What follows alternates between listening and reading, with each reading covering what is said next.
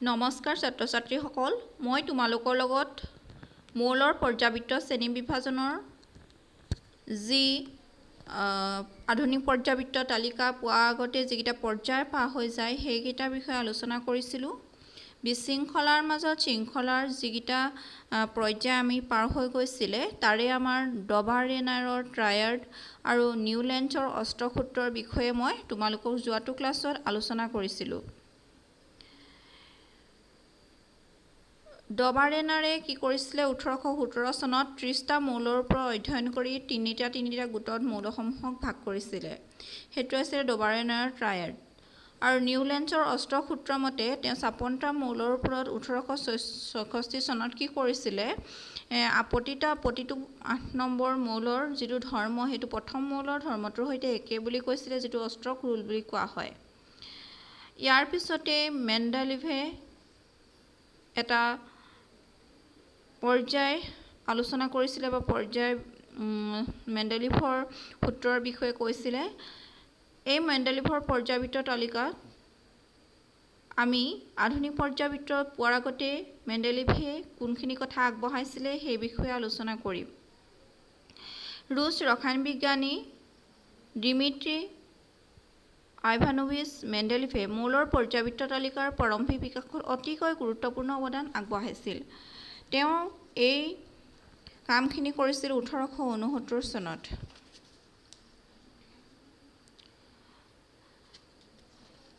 মেণ্ডেলিভে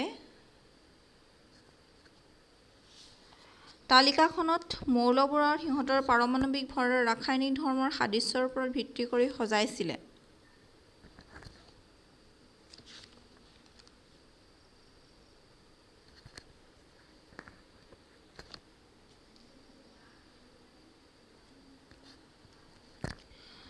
তেওঁ প্ৰস্তুত কৰি উলিওৱা যিখন তালিকা মৌলবোৰ সজাই তেওঁ যিখন তালিকা প্ৰস্তুত কৰিছিল সেইখনক মেণ্ডেলিভৰ পৰ্যাবৃত্ত তালিকা বুলি কোৱা হয়।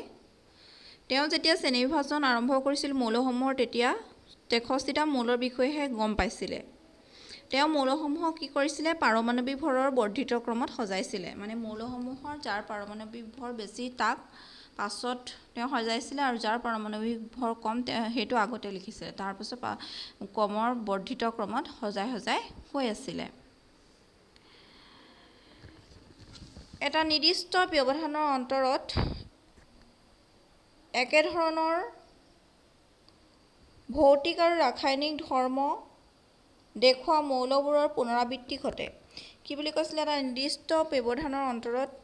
যিবোৰৰ ভৌতিক ধৰ্ম ৰাসায়নিক ধৰ্ম একে সেইবোৰৰ ধৰ্মৰ পুনৰাবৃত্তি ঘটে বা মৌলবোৰৰ পুনৰাবৃত্তি ঘটে।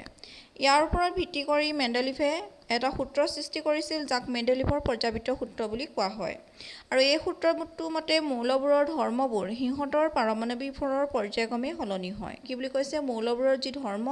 সিহঁতৰ পাৰমাণৱিক ভৰৰ পৰ্যায়ক্ৰমে সলনি হয়। এইটো আছিলে মেণ্ডেলিভৰ সূত্ৰ। মেণ্ডেলিভে কি কৈছিলে ৰাসায়নিক ধৰ্মৰ ভিত্তিত মৌলবোৰক অক্সিজেন আৰু হাইড্ৰজেনৰ সৈতে গঠন কৰা যৌগবোৰ কি বুলি কৈছিলে ৰাসায়নিক ধৰ্মৰ ভিতৰত মৌলবোৰৰ অক্সিজেন আৰু হাইড্ৰজেনৰ সৈতে গঠন কৰা যৌগবোৰ মানে অক্সাইড আৰু হাইড্ৰাইডৰ ওপৰত গুৰুত্ব প্ৰদান কৰিছিলে। তেওঁ হাইড্ৰজেন আৰু অক্সিজেনক এইবাবে বাছি লৈছিলে যে ইহঁত যথেষ্ট সক্ৰিয় আৰু অধিকাংশ মৌলৰে সৈতে ইহঁত যৌগ গঠন কৰিব পাৰে।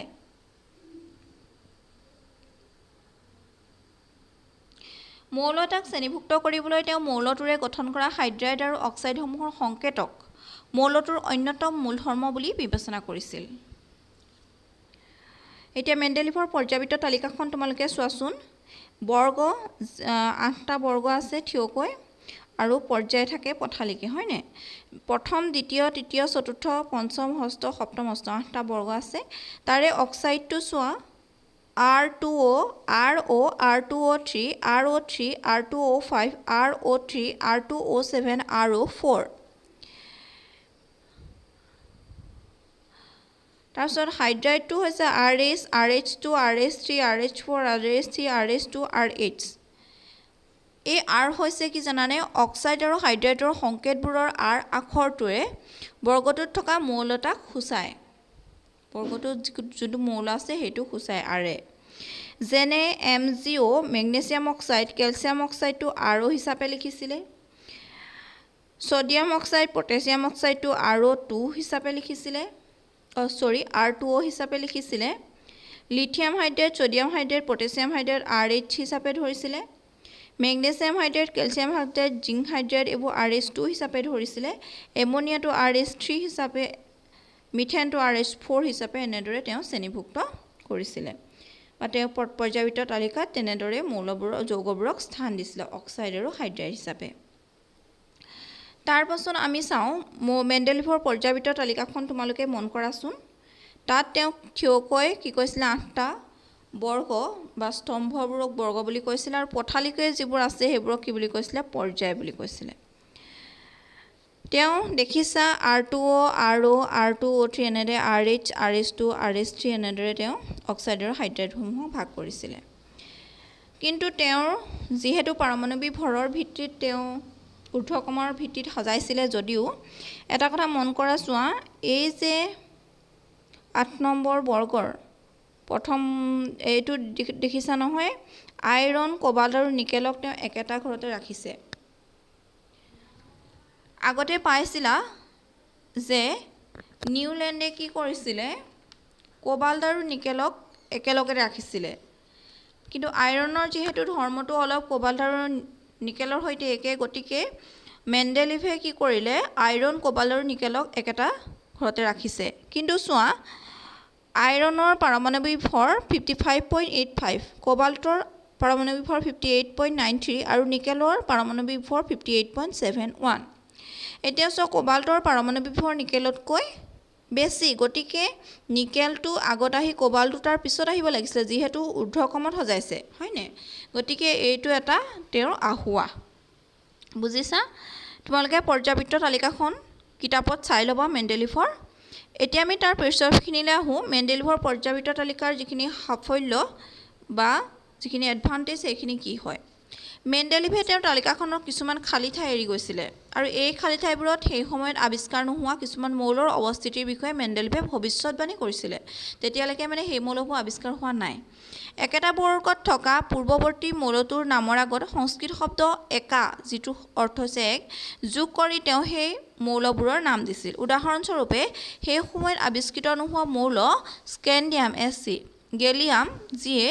জাৰ্মেনিয়ামক যি কমে তেওঁ কি কৰিছিলে একা বৰণ একা এলুমিনিয়াম একা সিলিকন নাম দিছিলে সেইসমূহ মানে তেতিয়ালৈকে আৱিষ্কৃত হোৱা নাছিলে তাৰ আগতেই তেওঁ ভৱিষ্যতবাণী কৰিছিলে স্কেণ্ডিয়াম গেলিয়াম আৰু জাৰ্মেনিয়ামৰ ধৰ্ম ক্ৰমে বৰণ এলুমিনিয়াম আৰু সিলিকনৰ সৈতে একে আছিলে এইটো হৈছে মেণ্ডেলিভৰ পৰ্যায়বৃত্ত তালিকাৰ সফলতা তাৰ পাছত আহিব আমাৰ যি সীমাবদ্ধতা মেণ্ডেলিভৰ শ্ৰেণীবিভাজনৰ সীমাবদ্ধতানো কি লিমিটেশননো কি আঁসোৱাহনো কি সেইখিনি বিষয়ে আমি চাব লাগিব এতিয়া চোৱা মেণ্ডেলিভে তেওঁৰ তালিকাখনৰ খাদ্যজনৰ বাবে এটা সঠিক স্থান নিৰূপণ কৰিব পৰা নাছিলে সেইটো হৈছে মেণ্ডেলিভৰ এটা আহুৱা পৰ্যায়বৃত্ত তালিকাত খাদ্যজনক নিশ্চিতভাৱে কোনো স্থান দিব পৰা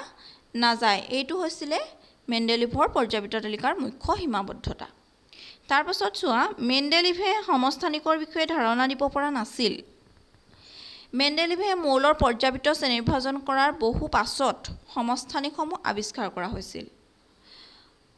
মৌল এটাৰ সমস্থানিকবোৰৰ কি হয় ৰাসায়নিক ধৰ্মসমূহ একে হয় কিন্তু পাৰমাণৱিক ভৰসমূহ বেলেগ বেলেগ হয় মানে সমস্থানিকৰ ক্ষেত্ৰত পাৰমাণৱিক সংখ্যাটো একে কিন্তু পাৰমাণৱিক ভৰটো বেলেগ বেলেগ কি কৰিছিলে মেণ্ডেলিভে কোনো সমস্থানিকৰ ধাৰণা দিব পৰা নাছিলে এইটো হৈছে সীমাবদ্ধতা তাৰ পিছত চোৱা মেণ্ডেলিভৰ এইটো মই কৈ আহিছোঁ নিকেল কোবাল্ট আৰু আইৰণৰ ক্ষেত্ৰত মেণ্ডেলিভে মৌলবোৰৰ পাৰমাণৱিক ভৰৰ ঊৰ্ধ্বক্ৰমত শ্ৰেণীভুক্ত কৰিছিল কিন্তু কিছু ক্ষেত্ৰত পাৰমাণৱিক ভৰৰ মৌল এটা কম পাৰমাণৱিক ভৰ মৌলৰ আগত স্থান পাইছিল মানে কি হয় চোৱা আইৰণ কোবাল্ট আৰু নিকেলৰ ক্ষেত্ৰত যেহেতু কোবাল্টৰ পাৰমাণৱিক ভৰ নিকেলতকৈ বেছি গতিকে নিকেলটো এইখিনিত থাকিব লাগিছিলে আৰু কোবাল্টটো তাৰ পিছত থাকিব লাগিছিলে কিন্তু তেওঁ আইৰণ তাৰপিছত কোবাল্ট তাৰপিছত নিকেলক স্থান দিছিলে এইটো তেওঁৰ মেণ্ডেলিভৰ মৌলসমূহৰ পৰ্যায়বৃত্তৰ যিটো তালিকা তাৰ আখুৱা এতিয়া তোমালোকে মেণ্ডেলিভৰ কথা গম পালা মেণ্ডেলিভেনো কি আগবঢ়াইছিলে গম পালা মৌলসমূহৰ ক্ষেত্ৰত আৰু তেওঁৰ যিখন পৰ্যায়বৃত্ত তালিকা পৰ্যায়বৃত্ত সূত্ৰ সেইসমূহৰ বিষয়ে গম পালা মেণ্ডেলিভৰ যি সীমাবদ্ধতা সেই বিষয়ে তোমালোকে গম পালা তোমালোকে কি কৰিবা কিতাপৰ 85 পেজৰ যি প্ৰশ্নাৱলীত আছিলে সেই প্ৰশ্নকেইটা তোমালোকে কৰিবলৈ চেষ্টা কৰিবা আৰু মই এই যিকেইটা পৰ্যায় তিনিটা পৰ্যায়ৰ বিষয়ে কৈ আহিলোঁ তোমালোকে যদি মোৰ যোৱাটো ক্লাছ চোৱা নাই তেতিয়াহ'লে চাই ল'বা তেতিয়া আৰু অলপ ভালকৈ বুজি পাবা এই তিনিটা যি বিশৃংখলাৰ মাজত শৃংখলাৰ যি তিনিটা ষ্টেপ বা তিনিটা পৰ্যায় মই আলোচনা কৰিলোঁ এই পৰ্যায়কেইটাৰ বিষয়ে তোমালোকৰ হয়তো কিছু জ্ঞান আহৰণ কৰিব পাৰিলা তাৰপিছত মই নেক্সট ক্লাছত তোমালোকক আধুনিক পৰ্যায়বৃত্ত তালিকাখনৰ বিষয়ে সবিশেষ জনাই দিম আজিলৈ ইমানতে সামৰিছোঁ ধন্যবাদ তোমালোকে যদি মোৰ এই ক্লাছটো নতুনকৈ চাইছা তেতিয়াহ'লে মোৰ চেনেলটো ছাবস্ক্ৰাইব কৰিবলৈ নাপাহৰিবা